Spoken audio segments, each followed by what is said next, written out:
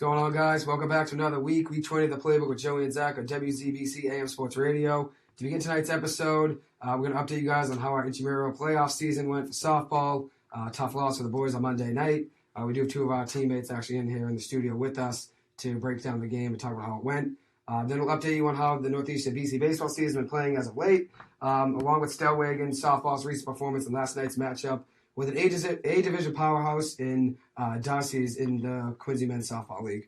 After that, we'll discuss the Celtics series with the Bucks and break down what they need to do in Game 3 to keep last night's momentum going. Then we will give our picks for the NHL playoffs and talk about Game 2 of the Bruins-Hurricanes series, which starts at 7 p.m.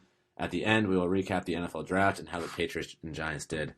So let's hop right into it. We got Christian Koutsoubis and John Dziwura here, two studs from the softball team. Christian, the center fielder, and JD, catcher. What did you guys see out there on Monday night?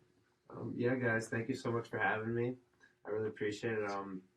It was obviously a tough loss for the boys, but I loved our heart. I loved our hustle. I mean, we went down 7-1 in the second inning. We fought our way back. We actually took a lead into the last inning, and just a couple of things didn't go our ways at the end. Mm-hmm. But I love the way we fought, and the team we should have beat. They ended up winning the whole thing, so we'll definitely be back there next year. And I think we can. Mm-hmm. I think we can win it all. Yeah, we'll be back for sure. Yeah, definitely a couple of plays that were tough. A couple people lost their glove out there. I mean, but we were close. We'll be back to it. Yeah, tough game. I had a lot of chance to get that third out. We're up 10-7. Multiple. We had like 5 or 6 chances to get a third out. We just couldn't do it. JD, what did you see out there, kid? I saw nothing but exactly what you want to see from a group of guys who just have a love for the game, really. And when you put these guys together in a team and they just go out there. Oh, thanks, JD. Well, I think it means to say he likes the way we play and as a team, and everyone goes out there and gives it their all, which I did see. Obviously, we had 10 guys, but we missed a couple of our starters. Peter started a lot of games last semester, and then obviously didn't have Dan Barron. So we went with what we had. Obviously, it was a tough game, tough loss, but there was a lot of grit, a lot of fight in the team, and that's kind of what we needed, especially going into next year. Now, senior year, we have 2 more chances in the fall and the spring. You only need one, though. It's true. All we need is one mug. We got a big floor hockey season coming out, too. That's JD, right. the superstar goalie. The comeback is real. We'll figure out a way to get him on Got a next couple game. guys back that are abroad right now. I think they'll be big for us next year. Shout out BK Baller. Shout out BK Yeah, Baller. we missed BK. Doing his thing in Parma. Ryan Byrne. Ryan Byrne. Remember, we had a couple guys on the team that seemed like they didn't really want to be on the field, so might be some Weren't really aware that they were supposed to be on the field. Couple Just kids hitting didn't know points. what We are were. hosting Shrouds Yeah. if anyone's They were interested. Some kid brought the wrong glove out, but you know what? It's okay. Somehow He's we getting were cut. winning at that He's point, getting too. cut. We were actually Yeah, up I don't 10-7 remember when that that. happened, which is honestly impressive. We had a lead somehow with a kid that was using the wrong-handed glove, but we had a Yeah, lead. I don't think he we were ever. running, I don't think he touched one ball on the field, but hey, it's all right. We gave it a good run though, at least. Semifinals, tough loss, 10-7 us. We ended up losing the lead 10-10, and then lost 18-10 in extras. But the 18 didn't really show the score. It was a lot closer than that, especially since we had 3 outs, 3 chances to get the third out, up 10-7 with bases loaded, and just couldn't get it in the top of the 7th. It was in the bottom of the 7th. Didn't get any big guys on base, neither in the bottom of the 8th either. We didn't get guys on base in either inning. So 6 up, 6 down, those innings, that's tough too. So it wasn't just defense at the end of the day, but defense would have closed the game had we got 3 outs. You know, it's Yeah, tough. I mean it was close, but what can we do? We do have our captain though, Christian Koutsoubis, in the studio. So just want to reiterate, he's been a star all year for us in every sport. Football, he was going off. So Yeah, locked it down in the field. kids are going to work in every intramurals, every single sport. So it's an honor to play alongside him. Especially now we got BK Volker. We got some height come back from basketball. Sure. Christian's our coach in basketball too, so very Coach versatile. He is Coach K for sure. So looking forward to that. Obviously, floor hockey. We were close in that last semester. So I'm seeing 3 or 4 rings next year. I really am. I'm Why seeing not? a lot. Softball, floor hockey, basketball. Shining like never before. why not, There's a right? lot of kickball, maybe. That's not happening, actually. I forgot I said kickball. But yeah, big mud volleyball game tomorrow, mud stock game for all of us. We hope it goes well. I mean, none of us play volleyball. Yeah, I don't think I'm great at volleyball, but I'm excited to get in the mud. I've been studying some Why tape. not? Yeah, Yeah, JD's been JD's watching ready to YouTube go. highlights.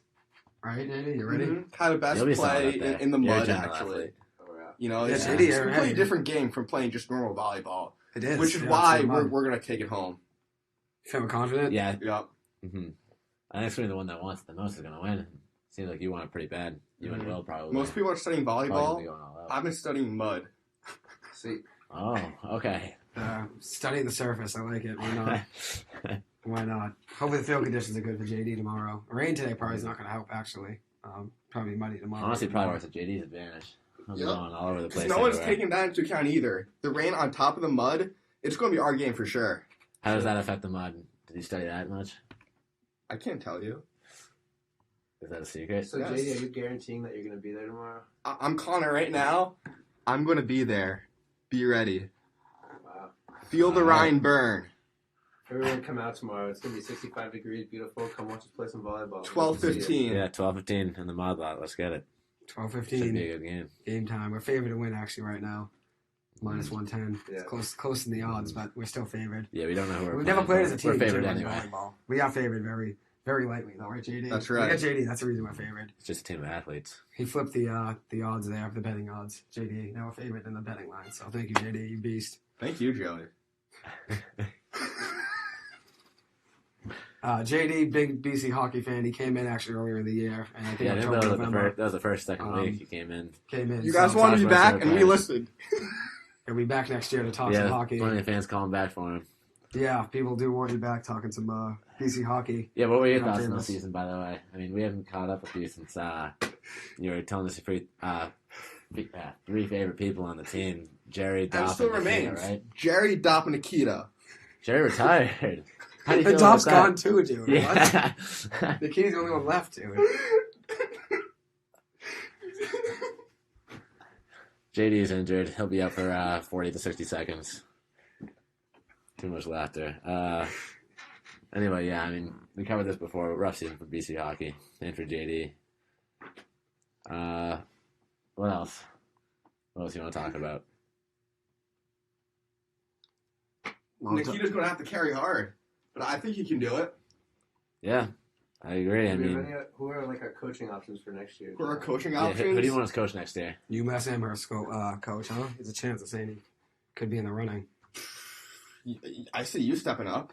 Yeah. You want me I to? do. I'm an Christian? intramural basketball coach. I don't know if I have that. It's similar, right? The soft skills translate. I know we said The that leadership earlier, skills and I didn't say different. anything about it, but I'm going to challenge you for that role. Oh, Yeah, like head coaching role with the intramural basketball. that's right. Oh, okay. Yeah, there was a little bit in the co-rec game.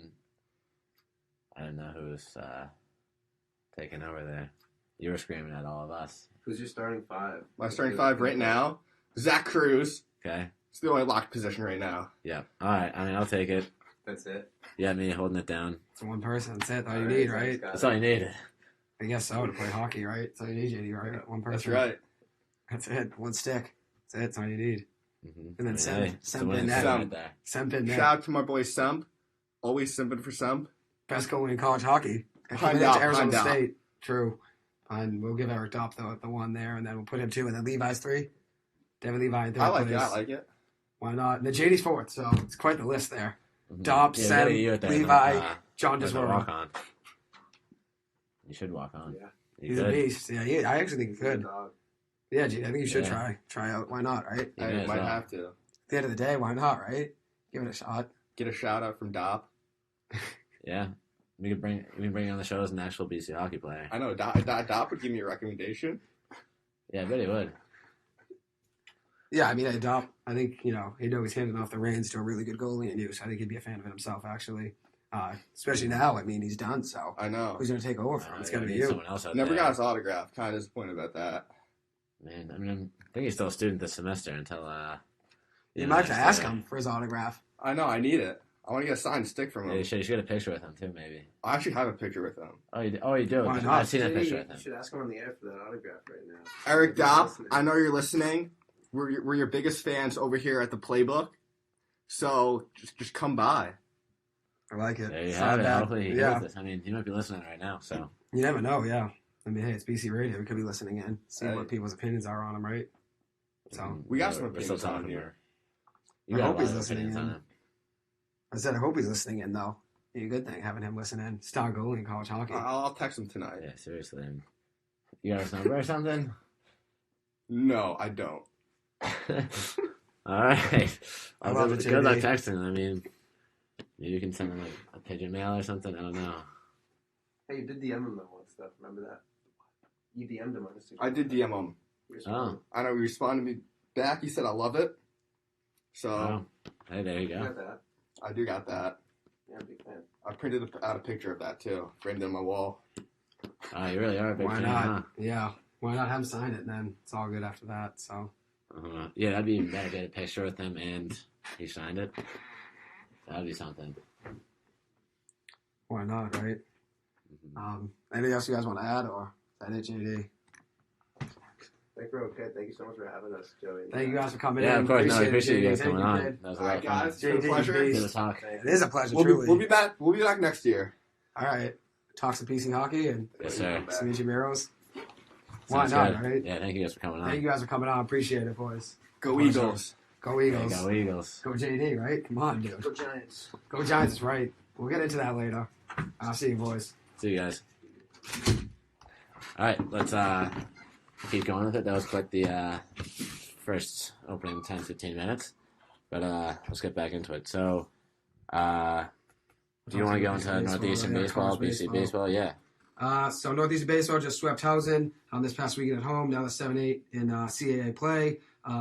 Not as good, obviously, as last year. Last year they went on a huge run the second half of the season. This year it's wasn't there really for the whole part of the season because of injuries and stuff. But they're back on now, just swept Housen.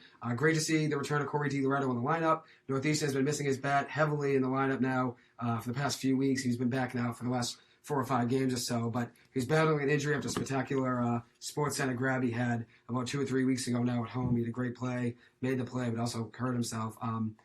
He got the offense going on Friday, started the game hard with an RBI single in the first inning against Housen. Northeastern was 3-5 without him when he was hurt. Now they're 4-1 with him back in the lineup. So it's obviously great to have him back. I love watching him play, Mike Sirota play. I cover both of them a ton on this show. I'm a big fan of both players. Both of their dads, great guys too. I love talking to Coach Rob DiLoretto at every Northeastern baseball game I'm at. It's a pleasure talking to him always. But both Sirota and DiLoretto being hurt at the same time was a brutal blow for this Huskies team. Sirota's still out, DiLoretto's back, obviously, but with both of those guys missing 7 games, you can only imagine what they could do if both of them were healthy. They're both second on the team, tied for second on the team in RBIs with 20 right now, so you can only imagine the amount of damage they could do if both of them were healthy at the same time for most of the season. They missed 7 games, just about 2 of them or 3 of them overlapped, so there were 4 games you didn't have either of them in the lineup, which is tough. So tough to not have either of them, but Jeff Costello, he's been 8-20 in the last 5 games, 3 runs scored and 2 RBIs in Sunday's win. Max Vieira's been hot of late. He had a great season last year, been struggling a little this season. He was 4-9 with 6 runs and 2 RBIs in the weekend series against Housen. He's 16-17 on the year in stolen bases. He gets to second base always if he's on first. He steals every time. Great runner, great sprinter. Freshman Luke Basic's been hitting well. He's started the last 11 games. He's 11 for 38. He was 4-10 in this weekend series with 4 RBIs. Then shortstop Spencer Smith been sensational on the field with his glove all year. Had a wild full extension diving play in between third and shortstop on Saturday. It was got up into a rocket over to first base, got the guy out. He's been hitting great. He's 19-58 in his last 16 games, hitting 327. And then J.P. Elston, it's not often you have a catcher that's really good defensively and offensively, but he's been stellar at the plate. 7-4-9 his last 4 games. Had a triple. He's got 3 RBIs, 5 runs, and a stolen base in his last 4 games. He's got 8 stolen bases on the year, so he can take bases, which is great. And then I was also talking to dad of a Towson pitcher. I was talking to Don Ballas' dad. Pleasure talking with you, Ken. I sent him the link to the show and told him he's always welcome to come on and talk some sports. I'd love to have him on one day. But his son has all the tools, and I'll be rooting for Towson and his son and following them along with the rest of their season.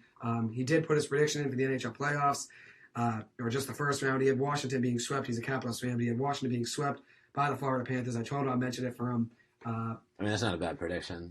He's a Caps fan, though. That's unreal. I think you could steal a game just because of how good Ovechkin is. If you can keep them, to 1 goal, I think Ovechkin can score 1 or 2 and give them the lead. But he had them being swept, unfortunately. But Ken, it was a pleasure talking to you. As I said, we talked about Friday, Saturday, talk football, baseball, hockey. We talked everything. So hopefully we get him on the show at some point soon. Yeah, for sure. BC baseball took 1 game last weekend against Notre Dame. Notre Dame was number 18 in the country at the start of the series. BC took them down in game 1, 7-4. Barry Walsh had his 5th home run of the season. He's been playing well. The better of the last 2 or 3 games.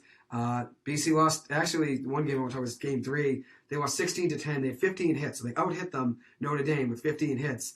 But they had 4 errors, and that's just unacceptable. You can't have 4 errors, especially as a Division I baseball team. It's absolutely ridiculous. Parker Landwehr, though, was 3 of 3 in the game with 3 RBIs and 2 walks. He got on base 5 out of 5 times, which is really impressive. Wow. Yeah, good for him. He's been playing well. Yesterday, BC did beat Bryant at home 5-1. Travis Honeyman's continued to stay hot. He was 2 of 3. And the pitching staff had 14 strikeouts and only allowed 4 hits. John West went 2 2/3 innings, and Max Geig went 1.1 innings. Geig had 3 strikeouts and got the win. They pitched really well. I know Evan Moore also pitched, I think, later in the game, 1.2 innings. I think he had 3 strikeouts. So pitching staff pitched great, only 4 hits allowed. Great to get a midweek victory, especially with BC have been struggling on the year in games besides the midweek games. So them adding on another win in the midweek part of the schedule was huge. Yeah, that's big. I mean, I just want to say, too, I was watching that game Saturday. I think I started at noon against Notre Dame. That was brutal. Like, 8 runs in the first inning. It was 8 out at the end of the first already. Right off the bat, there was just errors left and right. There were foul balls that weren't being caught. It was just hard to watch, to be completely honest. So, I mean, if you can't even, stop foul balls from hitting the grass, then it's going to be tough to win. Yeah, it's hard. There were guys that weren't really hustling, guys not tracking the ball down properly. I mean, it was a little windy, but it's the opposite of what I like in a team. I always want my guys hustling. Speaking of hustling, last night, Stellwagen softball, I told them I'd cover this for them last night. Tough loss, as I said, we're facing the A Division champions, I believe, of last year, Darcy's. Very good team, the Quincy Men's Softball League.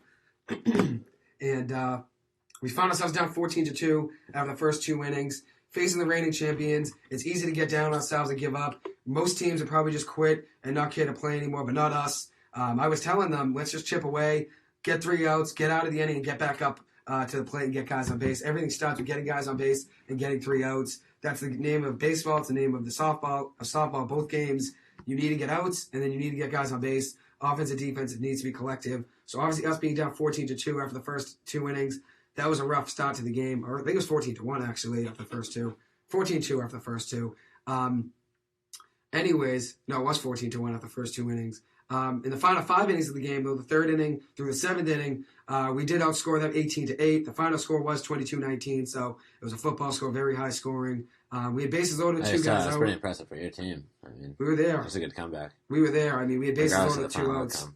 Bases loaded, 2 outs in the bottom of the 7th inning. Lead run at the plate, tying run at first. Bottom of the 7th, as I said.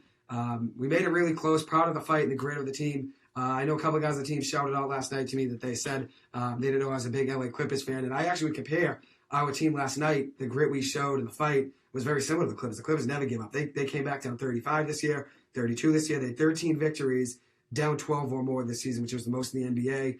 I would compare our play last night to the Clippers. We were down, could have given up down 14-2, just like the Clippers could have given up down 35 for the Wizards. We didn't, came back, got the win just like the Clippers. We didn't get the win, excuse me. We won the last 5 innings, what I meant to say. The Clippers actually won the game. We won the last 5 innings. And obviously, I hope that momentum shifts into tonight's game. They have a game at 7:45. Not sure if anyone listening right now, I told them if they were to be, I'd love to have one of them come on and update us at some point during the show. Really quick, just want to run down some of the stats. So after 3 innings, we were down 18-5. But after that, we outscored them 14-4. Really impressive. Sean McKenna was a stud at the leadoff spot in Harry Braga's absence. Harry Braga went to the Celtics game. He's been our leadoff hitter all year. He actually lost his spot as leadoff tonight. Sean McKenna staying at leadoff because how great he was last night. He was on base 5 times. 1 time by fielder's choice. I guess 6 times he was on base, 5 times cleanly with 4 hits and a walk. He scored 2 runs and had at least 3 or 4 RBIs off the top of my head. I was hitting second in the lineup. I went 4 or 6, had 2 RBIs, scored 2 or 3 runs.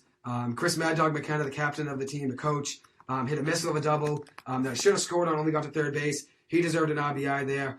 He also got on base with a walk. He played really well the last 2 or 3 innings in the outfields. Everyone got really crisp in the last 2 or 3 innings in the outfields and in the infields, both collectively. That's what we needed. Kyle Kemp, the ace, had 5 hits actually on the night, 4 singles and a double. I believe he was 5 of 6. He had a double in the 7th inning to lead off the inning and put pressure on Darcy's. He also scored and reached home plate 3 times. Mully was back in the lineup last night. As I always say, a pleasure playing with him when he's at first base. He can just throw the ball anywhere in his direction. Typically makes the play always. Always stretches too. Tries to get every single inch he can to get the out. He had a great game defensively as always. He had 3 huge hits last night. He played really well. Hinckley added 3 hits. Nice always playing with him as well. He's playing third base in the last few minutes of the game since Matt, who I'll get into a little bit in a second, hurt his ankle. He shifted over to second. Hinckley went over to third. So he's a utility guy, can play second or third. Back in the lineup tonight playing second. Matt, who had a huge catch of foul territory in the fourth inning, put everything he had on the line for it. Actually rolled his ankle, made an unreal play. Got us out of the inning. We dominated after that point. It gave us some momentum, some energy. We outscored Darcy's 12-2 after that point in the last 3 innings. Even with the rolled ankle, he and I turned the first double play of the season for Stellwagen. First one of the season we turned in the 5th inning. I know me and Steve Abrams were close at one point. We couldn't get it done. We had 1 or 2 close ones, me and Steve. But me and Matt did turn it once very cleanly, too. It was great. Matt had 2 singles and got on with a walk. Danny Danger, who I'm actually going to show his post-game interview in a second, got on base 3 times, 2 nice singles. Dave McKenna was 4 or 5 at the dish, scored 2 runs, and he's been hitting great all season, which I tell him after every game, trying to get his confidence up. He's been playing great all year, hitting-wise. We missed Stevie Abrams and Harry Braga in the lineup last night, but the boys fought hard without them. Very proud of that. Hey, how about you? Talk about your own performance a little bit. I was 4 or 6 last night. Come on. Those are beast numbers. I'll take. 4 or 6. I'll take for sure. I wish we got the win. Obviously, couldn't eke that out, unfortunately. But I'll take 4 or 6 all day. Obviously, at the end of the day, I just want to win games. Like even in our games at BC, and I know Stellwagen. 2 weeks ago, I made 2 or 3 diving plays. 1 diving forward for a line drive, 1 up the middle, getting up and throwing the ball to first. And they were all saying like, you had an unreal game, you were MVP, and we won that game. So I said, all I want was the win. The offense is what won the game. We scored 15 runs. Aussie for us, too, in BC. It's a collective game, obviously. So I feel when I went on Monday night, we didn't get the win. So it wasn't good enough, I guess, to get the win. But they got on base 1 or 2 times. Hit one over the left fielder's head last night and on Monday night. Hit a rocket over the left fielder's head. And both times the left fielder just went Jackie Bradley. Yeah, he was like running backwards and somehow just put the glove up in front of his face and just caught it almost. Just made a crazy He wasn't catch. even looking at the ball. It was just nuts. That was last night. His glove was in the right place at the right time. That was last night, too. It was nonsense, the amount of plays that guy left him. Yeah, that team he played in softball in Arlington Raleigh, too, is nuts. They had a kid that quit the BC baseball team. He hit a rocket in extra innings. I think that was a grand slam that he hit. The 2 or 3 club baseball kids. I mean, we fought well with them. We had that game in the bag, bottom of the 7th. Just couldn't get the 3 outs. I mean, we had, in the game Monday night, BC and Chamberos, we had at least 4 or 5 chances with 2 outs. I know if anything was in my general direction, I just wanted to make the play and get the out. Because at the end of the day, it's, if you can get the out, you want the out. There was a play that came at me. I dove. I thought we were going to have it at that point. Ozzy didn't get it. We had a couple plays in the infield. We couldn't get it done. The outfield really didn't have too many chances in that last inning. It was just infield that had chances. But I wish we got that out, the play. I made that diving plane. That was a nice snag. It would have been nice to get the game over there. I thought we kind of had it at that point. Once I was on my chest, threw it from my chest after full extension. I thought we had that. I always say if anything's in my general direction. Yeah, that was a big time hustle play. I thought that was it too, to be completely honest. We honestly were close. That's the thing.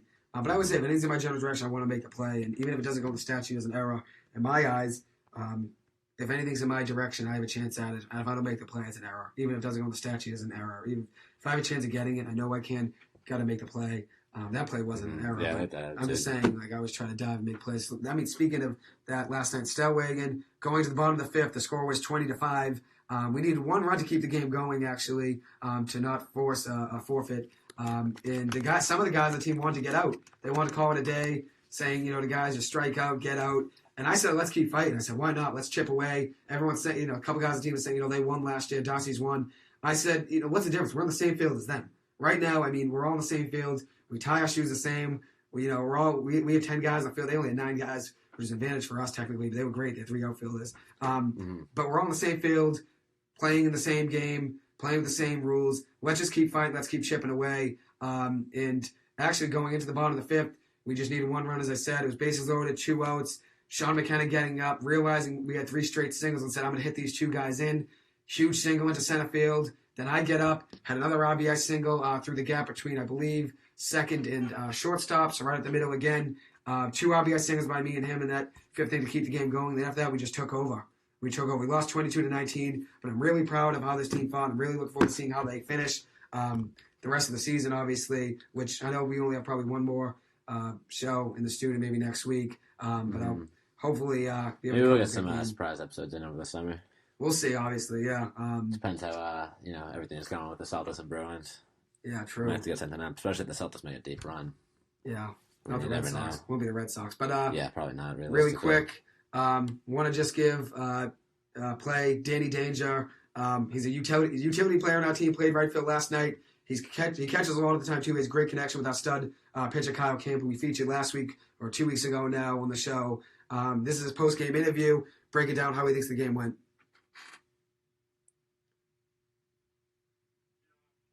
We came back in the end. If it wasn't for those first 2-3 innings, we probably had a chance. We lost by 3. You're right. So it was 14-1 after the first 2 innings. The next 5 innings, from the 3rd inning to the 7th inning, we outscored them 18-8. Yeah. 18-8. You got on base 3 out of 5 at bats, or 4 out of 6? Yeah, something like 3 that. out of 5 at bats. How did it feel? You had a very good game. How did it feel to get more confidence? I came back at the end. I didn't get any ball hits at me, though. So. Hey, they were afraid to hit it to Yes, you. they were afraid of me. They were afraid to hit it to you. So tomorrow night, another big game for Stellwagen, 7:45. The Bruins will be on. I have my show tomorrow night. This will be playing live on air. What are you looking forward to tomorrow night for the team? Just bouncing back, trying to get another win? Oh, yeah, get another one, baby. Championship is, 3 months away. 18-8 in the last 5 innings. So we're going to take that momentum into tomorrow. Obviously, you had a great game, 3 for 5. Hopefully, you're back in the lineup. We need you out there playing stellar out there again. All right, thank you, sir. Appreciate it. See you again, Danger. There you have it, Danny Danger, stud player on the Stellwagen softball team. A pleasure being able to talk to him after the game. I know he was psyched to be able to come onto the show. And it was by popular demand. I had at least 2 or 3 people say they wanted Danny Danger as the post-game interview. So I'm happy we could get that done. And obviously, even though we didn't win the game, he had a great attitude saying the championship's only 3 months away. And the team we played, Darcy's, they didn't give up 19 runs all year to A division team. So us scoring 19 on them was really impressive. So I'm really proud of that. Proud of how hard the boys fought, and really can't wait to see how we do in the rest of the season. Wish them best of luck at 7:45 tonight. Hopefully we get something going to get a win going there. Moving on, Celtics, Bruins, NFL draft. Where do you want to go? Yeah, let's go right into the Celtics. 2 crazy games the last couple of days. Really, 2 completely different games. Obviously, it's been quite the wild postseason. So yeah, let's get right into it. Yeah, it's a huge win.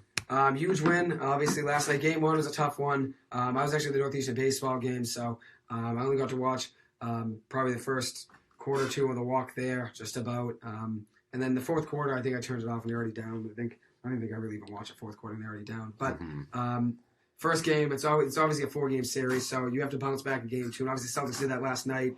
Jaylen Brown probably the best playoff game of his career. He was unreal. As I said before, started something crazy, like 8 for 8, 9 for 9. Yeah, he was great. He was great, especially in the first half. He was electric. I think he had 24 in the first half. He really awesome. willed that team to pull out to a 20-point lead at halftime. That was awesome. He was electric out there. That's what they're going to need, the Celtics. They want to win. Obviously, Tatum and Jaylen both have to be on. Jaylen had 30. I think Tatum had 29, if I remember right. One at 30, one at 29. Yeah, Jaylen had 30. 59 combined, obviously, which is unreal. And that's the thing. The Celtics, if they're going to win games, you need both guys to be on. You need your bench playing well. Giannis got to the rim at will in game 1. So game 2, obviously, you had to slow him down. That must have been the game plan going in. We started hot on offense. Jaylen Brown had only 12 points in all of game 1. He had 14 points with 2 minutes to play left in the first quarter. So in just 10 minutes of action, he had 14 points. Yeah, he started hot and stayed hot the entire game. Grant Williams had 8 points right away in 4 minutes yesterday. He was the best player for the first 4 minutes of the game for the Celtics. He had 21 points on field. 6 for 9 shooting from 3 he was great. the whole game. He's been, I said it in the last episode that we talked about the Celtics, he's been the most important player to this team, especially defensively too in this series.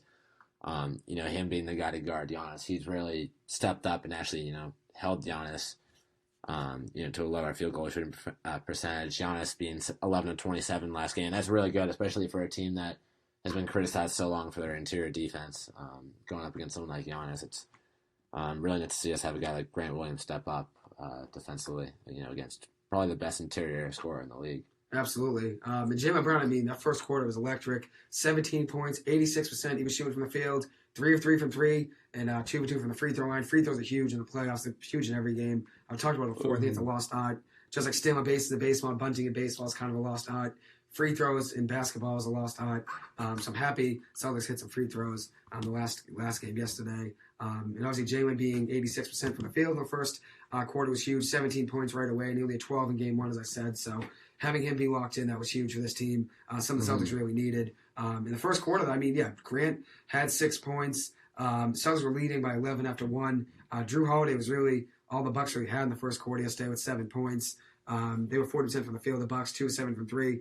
The Celtics were 6 of 8 from 3 actually in the first quarter. Yeah, so hot start for us. Started hot. We needed that after losing game one. I mean, they've been leaving guys open. They've huge. been trying to focus on providing support like against guys like Tatum and Brown, and then leaving shooters open from 3. So they're gonna have to make adjustments defensively in games 3 and 4. And I definitely think they're gonna start defending the perimeter more, and it's up to Ime and the team to also counter that, and we'll see what happens. Because I'm excited. We've been shooting a ton of threes in game 1 and 2. I think we attempted 50-something threes in game 1, and then 43 last game, which is a ton. And we actually were hitting them last game. We shot 46.5% from 3. That's impressive. So that is really impressive. But I mean, we got a team full of shooters, so I really don't mind seeing us shoot 40, 50 threes a game if we're actually hitting them. Because I mean, Tatum was on last game, Brown was on, Grant Williams was really on for deep, Pritchard, per usual, was on. Definitely did need that, so glad to see the outside shooting come together. I mean, they got at this point I expect it from this team. Tatum and Brown were brutal in game 1, 10 of 31 combined from the field with 10 turnovers combined. So they really need to recover and have a big game 2. That was huge. Obviously, with Marcus Smart being out too, he didn't play too well at all in game 1 really, but he did. Obviously, he always gives it his all. He really hustles a lot, and he did do a lot for Celtics defensively last series. So losing him obviously was a big loss. So someone had to step up defensively last night.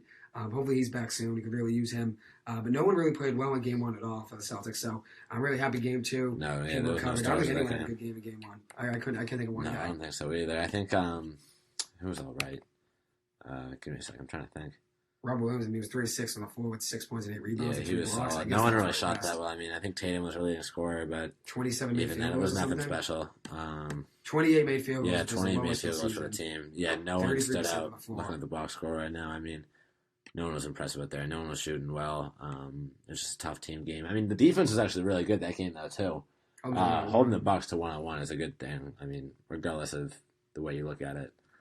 But, scoring 89 points will never cut it in today's NBA. It's just not enough, especially for a team with the offensive firepower like the Celtics. I mean, we expect better, and we did get better, so I can't complain here.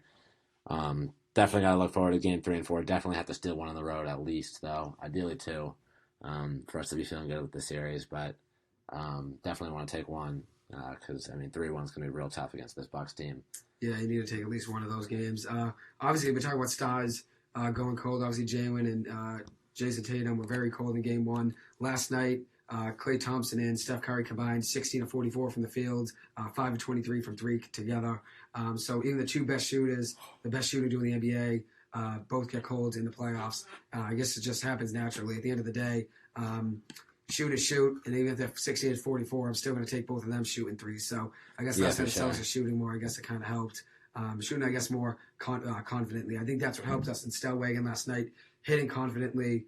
You got to just play confidently. Yeah, you got to believe you can win the game before you go out there. Yeah, you're never going to win if you don't believe in yourself. The Bruins now are down 1-0. For any sport and any team. Damn, Bruins just gave a goal. That's tough. 2 minutes ago now, but Jesper Fast got his snap. It's a snapshot goal. I don't know what that means. I didn't see it. It's like a kind of hybrid of a wrist and a snapshot. Bruins doing a power play right now, 6-on-5, which is huge. So hopefully we can get something going. Yeah, got to take advantage here. Tough game 1. Losing 5-1 to the Hurricanes team. I thought that game would be a lot closer. They just looked sluggish and was coming right out of the gates. We were talking about it in the first 5 minutes. They just looked like they didn't really want to be there. And, Carolina was buzzing around, always on getting on top of loose pucks. They really controlled it and stayed in their zone for the majority of that first period. And from then on, they just held all the momentum, it seemed like. Yeah, that was the thing. The Bruins did have 36 shots on goal, so it's kind of like BC and the Bean Park against Northeastern. BC got 43 shots on goal and Semp. Semp just played unreal, which we've obviously covered. And obviously in game 1, the Bruins get 36 shots. That's really good. you can't really ask for too much more there. But Ronta, their goalie on the Hurricanes, he played really well in Frederick Anderson's absence, which was huge for them having a backup goalie step up. Ronta's been hurt. Too. He actually just got hurt, actually. Wow, just as I was talking about him getting hurt this year, just get notification. He exits game 2 after a big collision with David Pastrnak. So I was going to say he's been hurt off and on, I guess. I heard all year. Yeah, Pastrnak did get a penalty for interference, so I wonder if that's what it was. Might have been. Who knows? Ronta played great in game 1. 35 saves on 36 shots, 97 save percentage. Almack didn't have too great of a game, 20 saves and 24 shots. He did give them power play shots. Which was tough. The Bruins are really struggling on the power play. Neither team did score on the power play. There were 6 power plays last game, 3 apiece, and neither team got a goal on that. The Bruins got dominated in the faceoffs, 57% in the first game. So tonight, hopefully, that's something they improve on. With Ronta being hurt, I'm not sure who their backup is. With Frederick Anderson being out, that's a big loss, especially considering the fact that Ronta's been hurt a lot off and on all year. So whoever this backup is, I'm sure they were preparing, just in case he were to get hurt in the playoffs. And now with Bruins being down 1-0, I guess you got to take advantage. Koutsoubis, Kochetkov. I don't know how you pronounce his name. Kochetkov, I think. Kochetkov, maybe. Not sure how to pronounce this. I'm sorry. Kochetkov. Sorry for the pronunciation. But anyways, Bruins have to take advantage of that. Still 5:47 left in the first period. You really need shots to go for your best players. Last game, Taylor Hall got a goal. Obviously, something we've talked about with Mike Curley, the sports guru, is he doesn't shoot too much. Taylor Hall just likes to be a facilitator. Doesn't want to shoot often. But in the highlights I saw, because I did miss his goal. I think we had softball when he did score. When I checked, it was 3-1. In that game. We won that night, didn't we? Was that Sunday? I think it was Monday night. Was it Monday night? We won, didn't we? It was Monday night. We lost, though, 5-1. Yeah, it was Monday night. We lost softball and we lost both, actually. Never mind. But Taylor Hall did have a goal. Happy to see him get more shots on goal. That's something the Bruins need. He did have 4 shots on goal in game 1. Where you struggle, though, is obviously power plays, and the Bruins just haven't been able to get anything going on special teams all year. Stopping the Hurricanes 3 times with power plays was huge. But then again, at the end of the day, when we have power plays, the Hurricanes are 88% on the year on penalty kills, which is nuts. That's elite. I don't think I've ever seen a team better than that in my lifetime. That's impressive, yeah. Jeez. So they played really well defensively. The Bruins just couldn't control the puck in the first 5 to 10 minutes of the game we saw before. We left for softball, losing the puck in the zone a ton. We got a couple power play shots. Not too many, good ones, though. We try to set it up too much with Pasta, Bergy, Marchand, McAvoy. I think Hall and Coyle both were in there at one point, but we try to set it up too much, and that's the problem. And then, you're trying to hit it into the zone, and it ends up getting intercepted and sent down the ice or 2-on-1. The Hurricanes were kind of all over us in the first 5 to 10 minutes. Hits-wise, though, the Bruins, weren't too far behind, 48-42. It was a very physical game, which that's what playoff hockey is. It's always going to be physical. Hopefully the Bruins can recover tonight, get a win. Winning one on the road would be huge. Going into Friday, being 1-1, having it being a home game at 7 o'clock at the TD Garden would be huge. The Bruins just gave a goal. So 2-0 now. That's a mismatch, too. That's tough. Yeah, 2-0. That makes it real tough. Very tough to be down 2-0. First period still, too. Jeez. At the end of the day, though, it is a 4-game. You got to win 4 games, 7-game series. So can't give up too much after, just not even a period of hockey here. But seems like Swayman probably is going to get his chance to come in at this point. Omar gave up 2 goals already in the first 5 shots he faced. His first 6 shots. Yeah, another deflection, too. Another deflection. Defense got to be better. Goaltending's got to be better. I wouldn't be opposed, to Brandon Swayman. I'm a big fan of him. And then old Mark giving up 5 goals game 1 and now 2 goals off the bat. We haven't been watching tonight, but I think he had 4 last game. One of them was an empty. Yeah, one of them was an empty net. You're right. We got 4 at one point. We just. Still, it's just been a tough start from the playoffs. So I really wouldn't be opposed to starting Swayman at this point. We might as well mix it up. Go for it. I'm a big fan of Swayman anyway, so I wouldn't be upset regardless if we brought him out to start. Why not mix it up, right? At the end of the day, yeah, something's not working, may as well. I don't see why not, right? So. Yeah, seriously. Anything else you want to add about Celtics? We'll get into some NFL draft, which is obviously huge. And maybe some Red Sox too at the end. Who knows? But anything else you want to add? I'll give my prediction for the rest of the Celtics series. I know last week on the show I said changed my prediction to Celtics in 5. Got a little excited. 7 was originally mine. It's 7. But I'm gonna take the next 2 games in Milwaukee. I'm saying they're gonna split. I think both of them are gonna be real close, regardless. But I just see the Celtics have another poor shooting night, especially if the Bucks continue to leave them open from deep. I bet one night they're going to get hot, and the other night it won't be as much. I bet they're going to come back into Boston for Game 5, series tied up. And then I got them taking those next 2 games, one in Boston, one in Milwaukee, and then winning this series in 6. I just don't think Milwaukee's deep enough. They don't have enough talent to hang with the Celtics team, especially with Chris Middleton. Giannis with is Middleton. in my eyes. Mm-hmm.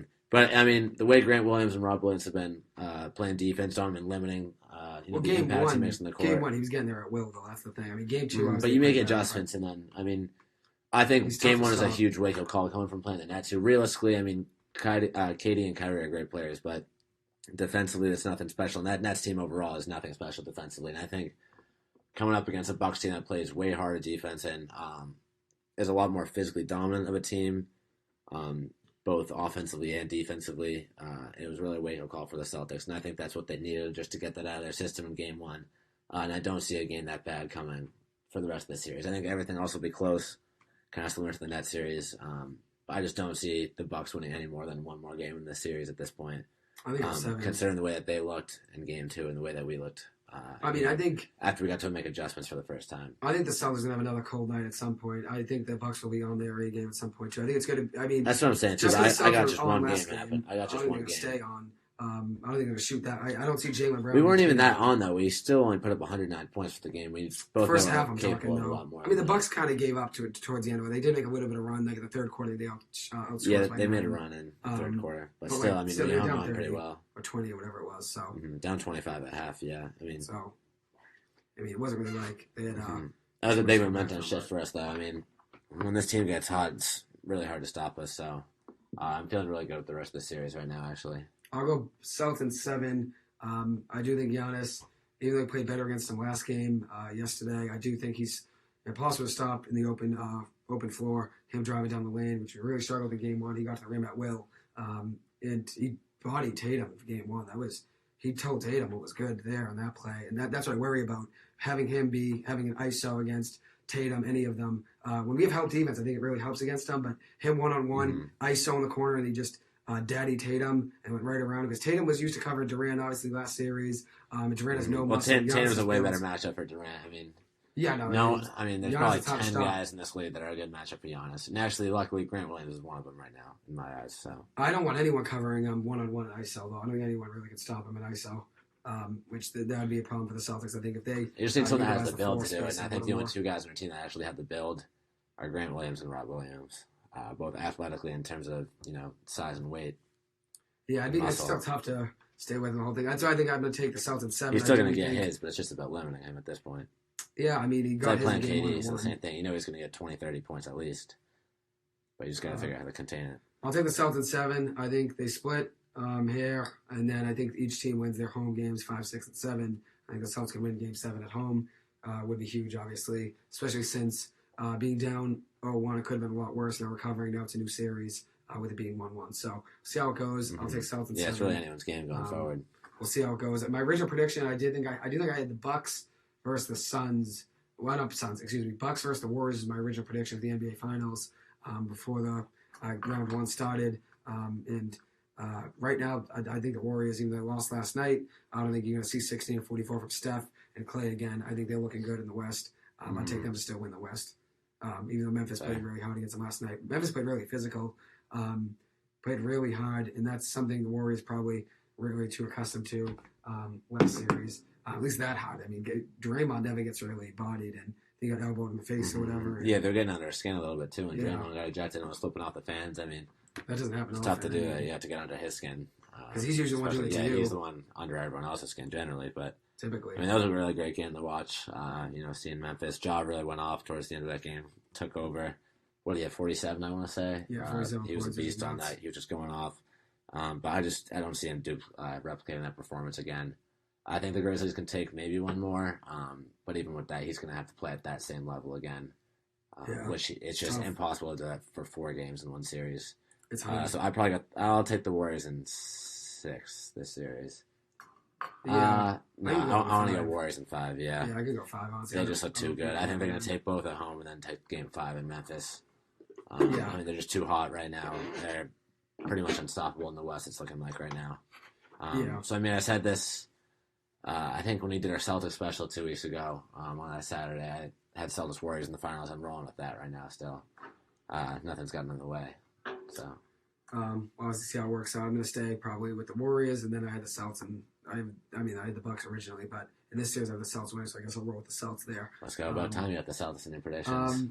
I told you that I was not too high on the Celtics beginning of the season. Obviously, they went a really big run. Things are different in December. I wanted things to change pretty badly too. I mean, I know I'm probably a Celtics fan, but I mean, I don't know. I don't know if I'm going to get into everything, but I'll say though I do think they're playing really well over the last 2 months. I think everyone can see that, and I liked Kevin Durant's game and how well he played last year. That's why I had them actually winning originally the Nets in that series. And now this series with Giannis, another superstar, I think the Celtics can win in 7, which winning the series would just be huge in general. But if you do it in less games, so more guys get rest, especially with guys like Rob Williams and Marcus Smart, they could use rest days. Especially Smart, too. I mean, huge. That was big last night, too, winning the game without Smart. That's another thing I forgot to mention. That's a big piece that we lost, losing our starting point guard, and being able to overcome that and win that game was huge, especially for the confidence of the team, too, going forward. Absolutely, being able to pull that off and win by 23 points without your starting point guard. Really the heart and soul of the team. Yeah, absolutely. Anything else you want to add? We'll get into some NFL draft talk, too. Let's get into the NFL draft. All right, so start hot. The Giants, we can start with the Patriots and the Giants. We'll start with the Patriots, actually. Let's start with the Giants. I mean, they had all the first picks. There was way more excitement around them. Let's just go for unreal. I went home to Southie for the draft, actually. And every time the NFL draft is on, it's an all-day thing for me. Luckily, this semester I don't have class Tuesday, Thursdays, so I was able to go home on Thursday, watch the draft with my family. I don't remember the last time where the Giants had their first 2 picks, whether it was, one first round and 1 second, whatever it was. I know we had the 5th and 7th this year, but I don't remember the last time where I was, so thrilled with both picks, where it was like... You got 2 stars, 2 guys whose names have been floated around in the top 3 for some time, so... I mean, yeah, we got Thibodeaux and Evan Neal. I mean, Thibodeaux's pick, here's the thing about that.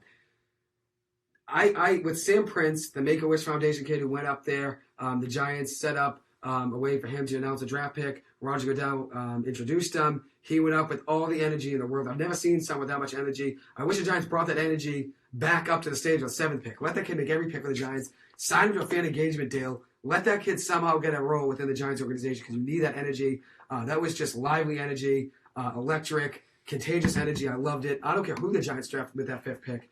I was so excited. That kid just brought that was awesome. some energy that no one else could have brought up there. Roger Goodell wasn't bringing that energy announcing that pick. And then also Thibodeaux coming out with all the confidence in the world. I love his confidence. That's something the Giants have lacked ever since they traded Odell. They've had no player that was really that, it was star player, but with that attitude that I know the Giants didn't like with Odell, but you need someone with that, oomph, some attitude to them. And that's what Kayvon Thibodeaux has. Him coming out on stage, dancing was unreal. And then Sam Prince dapping him up and both of them just screaming. That was unreal. I honestly, I was happy with whoever we took there just because of how much energy Sam Prince brought. And then the 7th pick, us getting Evan Neal, I was close to tears, honestly. I'm not even joking. Us getting Thibodeaux and Neal. 2 guys I wanted the Giants to get. Obviously, I liked Aquanu with Sauce Gardner. Didn't work out getting either one of them, which I'm fine with. I liked Aquanu just a little more. Neal, I like as well. He's still a great tackle, Neal, and I think his value at 7th pick is great. Oh, huge. I mean, we have Andrew Thomas at left, and then him at right now. That's huge. Daniel Jones is a lot more closure. Getting Thibodeaux, we needed that pass rusher off the edge. He can do speed. He can power rush. He can do either. He can blitz from the edge, and especially a Wink Martindale system, the new Giants defensive coordinator. He loves blitzing. You have to get to the quarterback quick because he sends cornerbacks all the time, so it's single coverage left and right. That's a reason I don't know. Right now, we need cap money to sign these draft picks. Right now, talking about trading James Bradbury or cutting him. He's due $21 million this year. You cut him, you can save 10. But I think you need a cornerback in the system that's a number 1, especially since we only drafted 1 cornerback in the 3rd round, Cordell Flott. I think you really need a corner that's a number 1. And Bradbury, I know he didn't have too great a season last year, but 2 years ago, he was a Pro Bowler. I think you've got to keep him on the team. As of now, I think you got to keep him just because the Wink Martindale system is a lot of single coverage, and the Giants really could use him in the system, which that's the thing. So it brings me on. So first round, 5th and 7th pick, I was ecstatic. My dad was so excited. We were both just thrilled, screaming. It was unreal. I don't remember the last time I was that excited with the Giants draft. Since we have top 10 picks every year, just can't get it done. 2nd round, Wan'Dale Robinson, wide receiver from Kentucky. Big fan of him. Very similar to Kadarius Toney, speed guy, gadget guy. Can line up in the backfield slot, wide out, come in motion. He loves doing pre-snap motions, which I know we're going to do a lot of that with Kadarius Toney. I know Brian Daboll's going to be excited about that. It's really excited to see how this offense looks. One thing I was obviously psyched with Thibodeaux and Neal's picks. I was thrilled the Giants didn't draft a quarterback. I don't care they didn't pick up Daniel Jones' 5th-year option. Everyone in the world and everyone and their mother knew they weren't going to pick up Daniel Jones' 5th-year option. I was thrilled they didn't take a quarterback because it shows this year they're locked into DJ, giving him his actual shot, giving him his chance, and that's what he ultimately deserves. They drafted Josh Azudu, a guy from North Carolina in the 3rd round, drafted another North Carolina guy in the 5th round, Marcus McKeithen, another guy who's a versatile. Both of those guys have played guard and tackle in their careers, I believe. Both projected to be guards at this level. Obviously, Neal being a right tackle. The Giants got 3 guys to the offensive line. Darren Beavers, a linebacker from Cincinnati. Everyone's a big fan of saying that could be a steal of the draft in the 6th round. They took Daniel Bellinger. One guy predicted the Giants taking. I think I had them taking him in the 5th round. The Giants took that tight end. Daniel Bellinger, 4th round. Very good block. He doesn't have too many catches in his career. Has good hands, though, but was really just utilized as a blocker at San Diego State. I had the Giants taking him. They took him in the 4th round. I had the Giants taking Yusuf Korka, a safety from Kentucky. Plays very hard, just like the guys in the Clippers. Very similar to that. Gives it his all. There's no one's going to hustle more than him. The Giants just signed him as an undrafted free agent yesterday. So even though I had him being drafted in the 7th round by the Giants, he was picked up by the Giants as the big pickup. And then Dane Belton, a safety from Iowa. So we picked up 3 guys for the secondary, 2 in the draft, and obviously grabbing Corker as an undrafted free agent was huge. I'm psyched with all these picks. I was just happy with the way everything could have gone, especially knowing how many times the Giants have messed up the draft. I was just thrilled, and it seems like we're hitting a turning point here with Joe Shannon and Brian Daboll really getting things figured out and getting things done. That's what the Giants really needed at the end of the day, especially considering the fact that we have top 10 picks, just about every year. And that's why I love the draft, probably just because we're always picking high. As I said, it's an all-day thing. Even Friday, we were out to dinner. Strega restaurant, whole squad went out. Yeah, everyone was there. And I was locked into the draft, too. I had my AirPod in. People complained about that. But the Giants were about a pick. I had to. They traded down twice, actually. Got good value. I'm proud of Joe Shane for that, which he said their original plan was to trade down. Their plan also going into the draft wasn't to draft a quarterback. So he wasn't just going to take Malik Willis just because he was there in the 3rd round. I love that attitude. I love that energy. Shows Daniel Jones really is the guy for this team for this year, and that's what we really need. So I was really proud of the way the Giants did. As I said, Sam Prince, that kid's energy is electric. The Giants need to find a way to get him within the organization. I don't care what the role is. That was unreal. I could have cried because I was just perfect that moment was drafting Thibodeaux and then obviously getting Dale and the energy and excitement. It was unreal. Patriots. Yeah, that was awesome. Please break that down. Yeah, we'll get into the Patriots. So first pick, passed to the 21st overall pick in the 1st round. Yeah, ended up trading down with the Chiefs for the number 29 pick. Drafted Cole Strange, a guard from Chattanooga. I was absolutely shocked by that pick, just like everyone else, considering it was a guy that was projected to be a late 2nd or 3rd round pick. Some mock drafts even had him going in the 4th round, which is kind of crazy. But honestly, I mean, besides the fact that we could have just used a 3rd rounder to realistically get him, I actually really like the pick. He's a really high energy guy. He's aggressive. He's tough. And he's being projected to start at left guard. A hole that the Pats have after trading guard Shaq Mason. So it seems like he's a great fit in New England. Actually, the last time that Bill Belichick drafted a guard in the 1st round was Logan Mankins back in 2005, I believe. Who was also projected to be a 2nd or 3rd round pick at that time, and he was taken in the 1st round anyway. So I'm actually I'd say I'm happier than most at this pick, but still I definitely think we could have traded down and gotten more value, or gotten someone else like Trent McDuffie, who was available at number 21, who ended up going to Kansas City. And then 2nd pick in the 2nd round, we drafted Tyquan Thornton. I'm a big fan of that pick. I had him going to the Giants, actually. Super fast guy. He's 6'2". He's got solid hands. Played for Baylor. Yeah, he's actually the fastest receiver at the combine for the draft. Yeah, that's impressive. We definitely need speed. I think it's going to give Matt Jones an extra weapon and give us speed that he's never seen, or the Pats haven't seen in a long time at least. So I definitely think it'll help him out. And I mean, him coming from playing with guys like Devontae Smith and Waddle back in his college days. He's used to having those kind of explosive receivers. I think it's going to help him out big time having a guy like Thornton. I was a huge fan of that pick, and I think he's going to be a big piece for us moving forward and could make a big impact as soon as next year. In the 3rd round, 85th overall, we drafted Marcus Jones, a cornerback from Houston. I like this pick, honestly, besides the fact that he's a little bit undersized. I think he'll end up playing slot corner because of his shorter size. This is another guy who's really fast, and one thing the Pats defense needs is speed desperately, especially in the AFC East. That's really becoming more and more loaded. The Chiefs, I don't even have to talk about them, but now the Dolphins, they got Tyreek Hill, Jalen Waddle, too. There's just so much speed in the entire division. The Jets won the draft, too. Yeah, then you got the Jets now, too. Just drafted Garrett Wilson. I'm worried about the Jets, actually, now. Zach Wilson want to take a step I'm not up. quite worried about them yet, just because of the way to. that franchise is managed.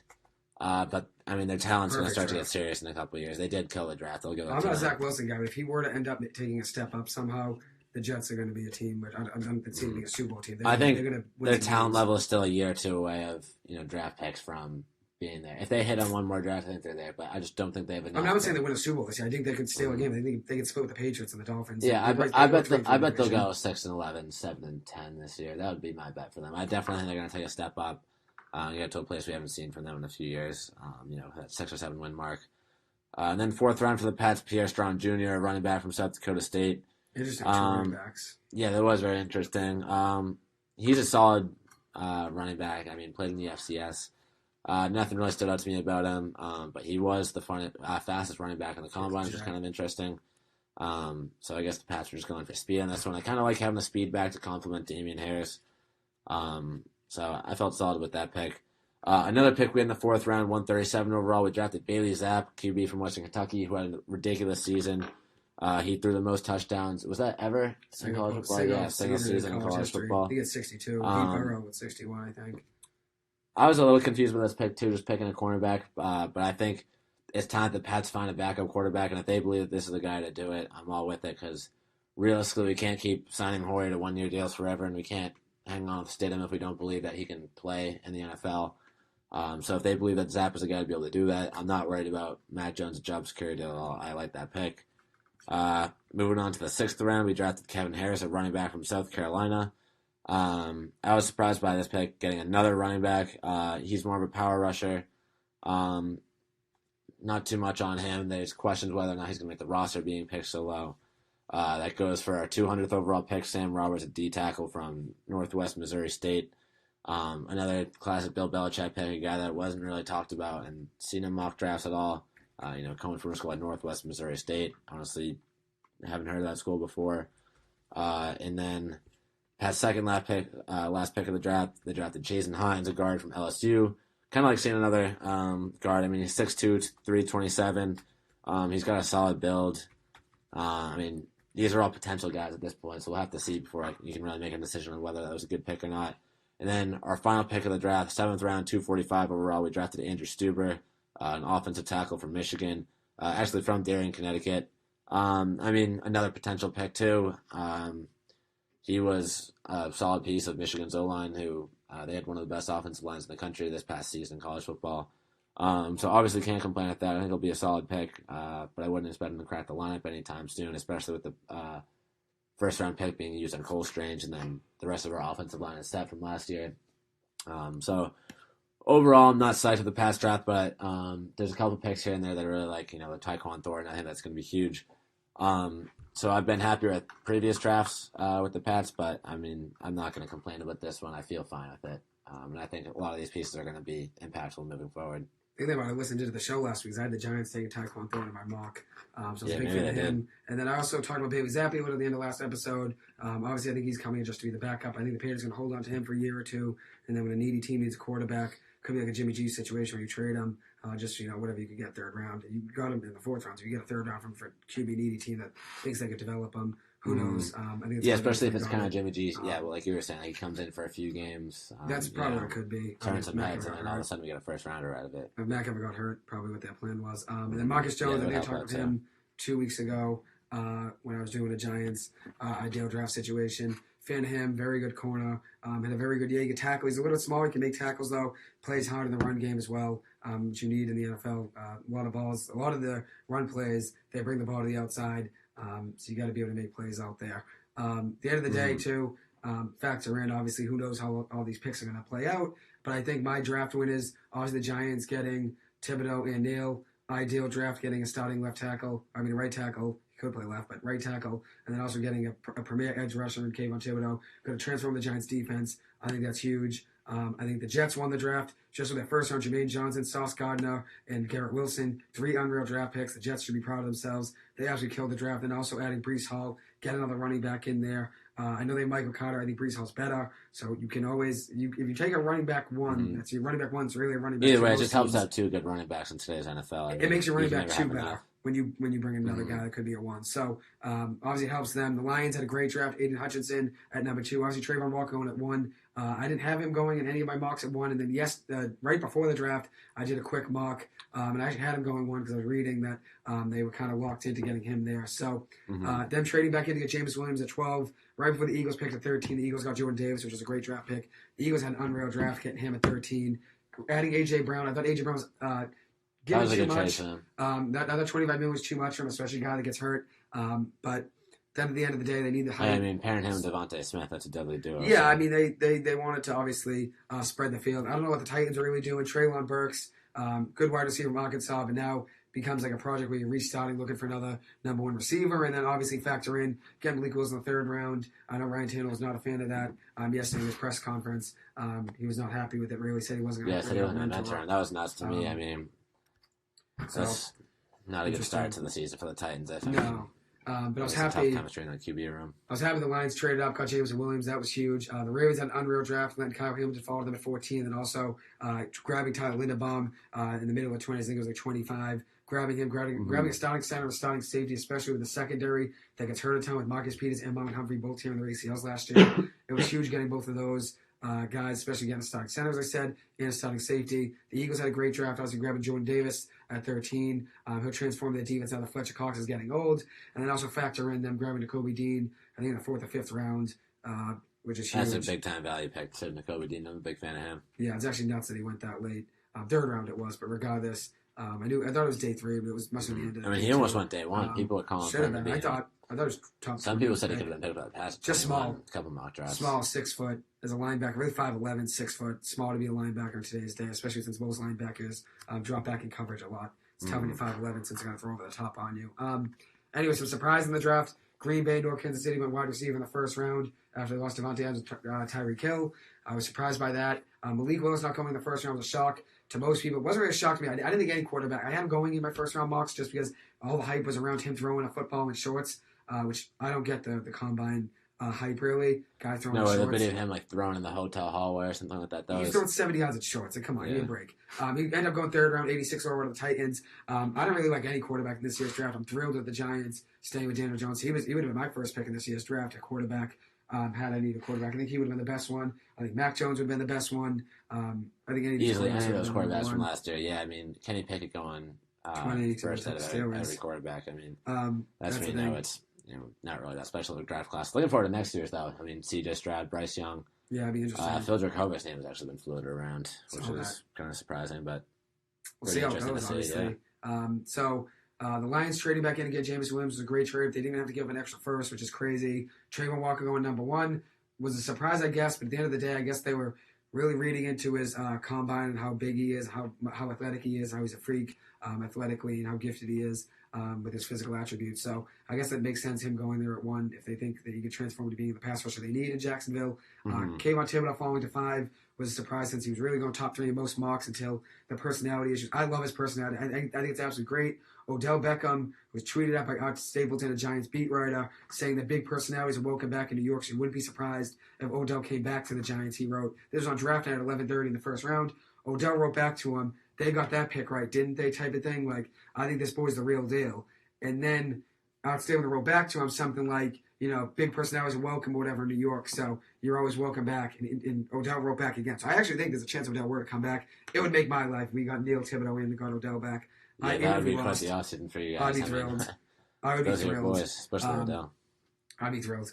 Derek Stingley going number 3 to Houston. That's a surprise. I guess, he had a great 2019, 2020, 2021. Yeah, it's all potential, that pick. I think Sauce Gardner is the best corner in our draft. I would have taken him at 3 there if I was the Texans. They're going to go corner. I would have went offensive line just considering how bad their offensive line is, but what can you do? The Patriots drafted Cole Strange. Obviously, teams at 3rd round grades on it for the most part. I know the Rams, I think, would get him at 104. At the end of the day, where guys drafted is just a number at the end of the day. And if he plays up to his potential, which he could be. Yeah, I mean, you never know. Pats might know something that someone else don't. Other teams don't. I mean, that's the thing. I think the Patriots said that they thought that other teams had him higher on their board, so they were worried about maybe not getting him. And I know the Giants drafted Daniel Jones at 6 because they were worried about him being taken by Washington at 15. So I guess if you can't trade down, which the Patriots already did trade down from 21 to 29, so I guess you get some value. If you better take him at 21, I guess. I think he definitely could be a solid piece. I think Bill Belichick always has a plan and knows what he's doing. I know my friend Timmy Loftus just he always thinks 2 steps ahead of Belichick.